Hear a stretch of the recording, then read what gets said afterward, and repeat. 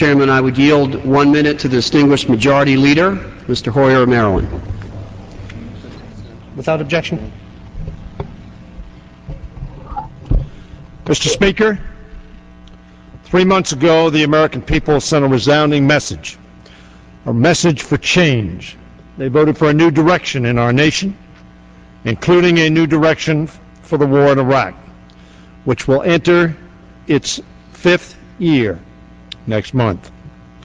This week, on this House floor, the members of this great body can demonstrate that we not only have heard the voters' message, but also that we have the collective will to send one of our own.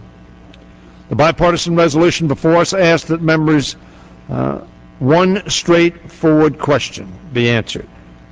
Do you approve of the President's proposal to deploy more than 20,000 additional troops in Iraq, or do you not?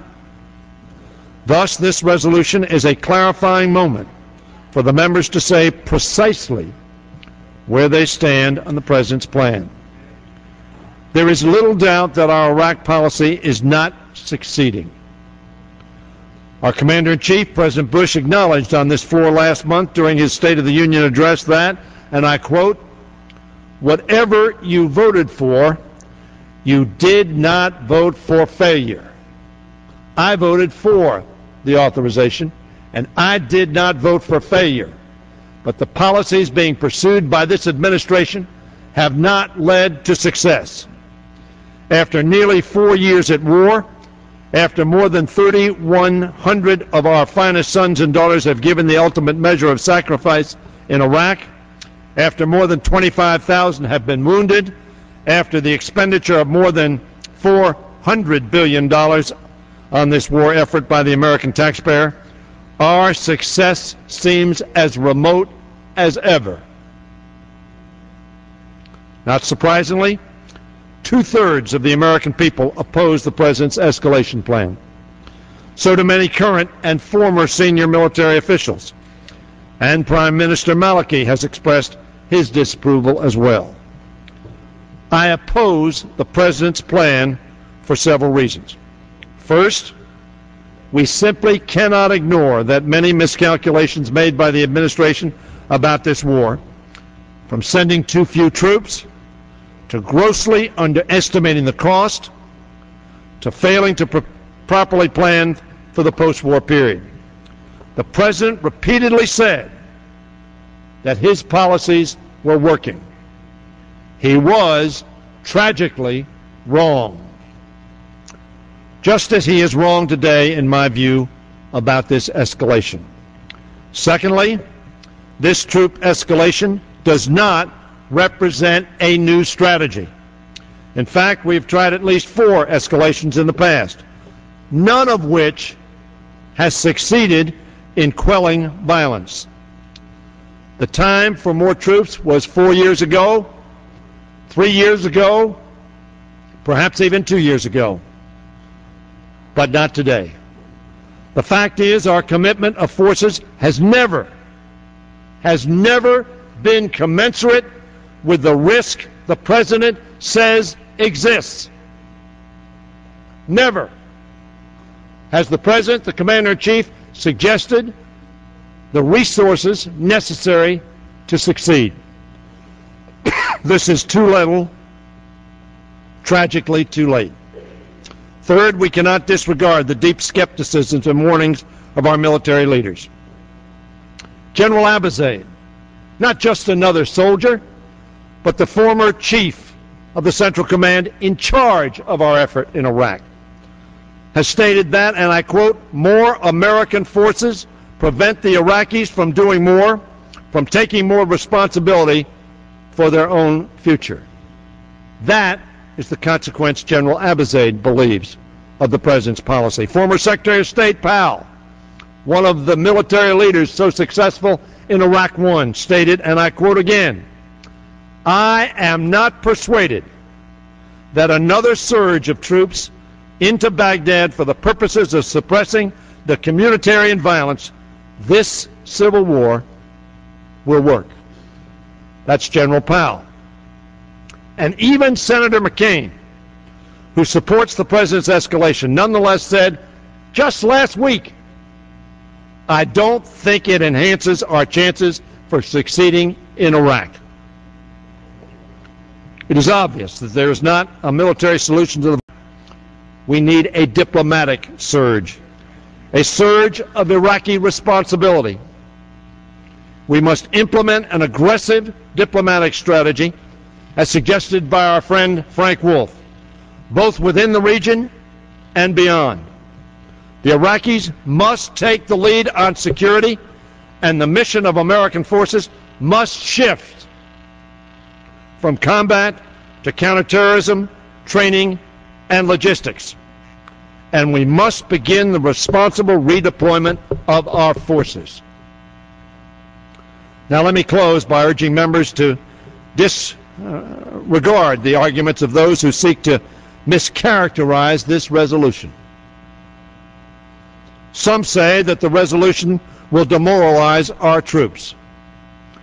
In a democracy, it is proper and essential that we debate the tactics and strategy we are employing when we are asking young Americans, and some not so young Americans, to be at the point of the spear.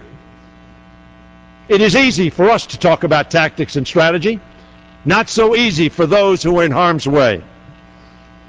The chairman of the Joint Chiefs of Staff, General Pace, says this debate will not adversely affect morale if we make it clear, as we have made it clear over and over and over again, that we will not abandon, we will not underman, we will not undersupply, we will not undertrain, and we will not defund those who we have put in harm's way. We will support our troops today, tomorrow, and every day thereafter.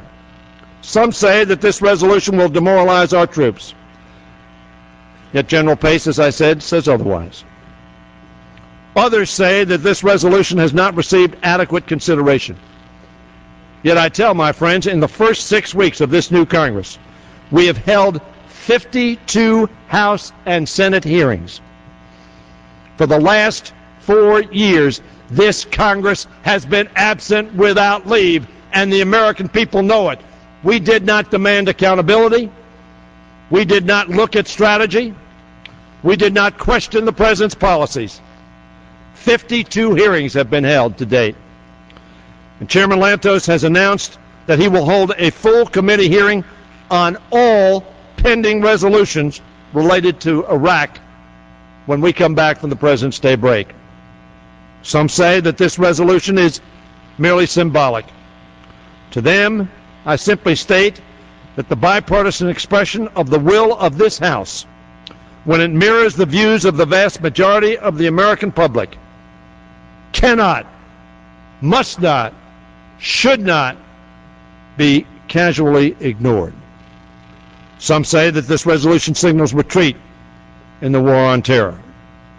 As one who is absolutely committed to prevailing in the war on terror, to protect our people, to protect our country, and yes, to protect my 3 daughters, my 3 grandchildren, and my great-grandchild.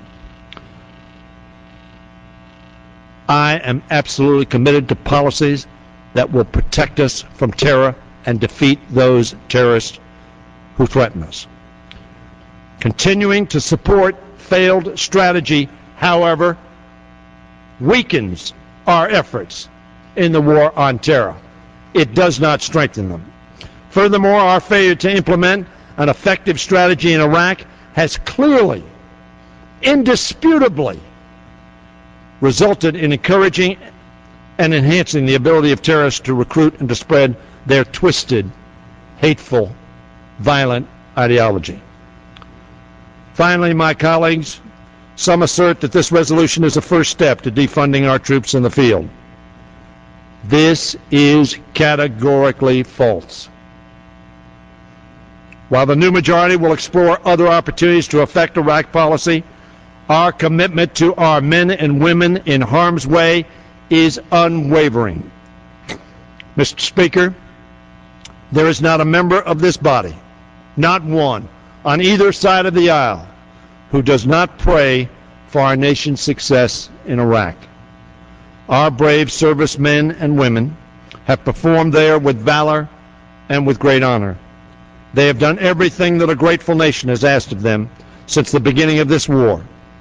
We will not abandon them.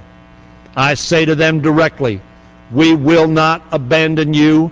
We will support you, and we will assure that you are trained and equipped for the mission that we give you. This is a critical moment, I tell you, my colleagues, in our nation's war effort in Iraq. The President's policy is failing, and his most recent proposal promises more of the same. This resolution is a first step in our attempt to forge a new direction in Iraq, and I urge every member to support it.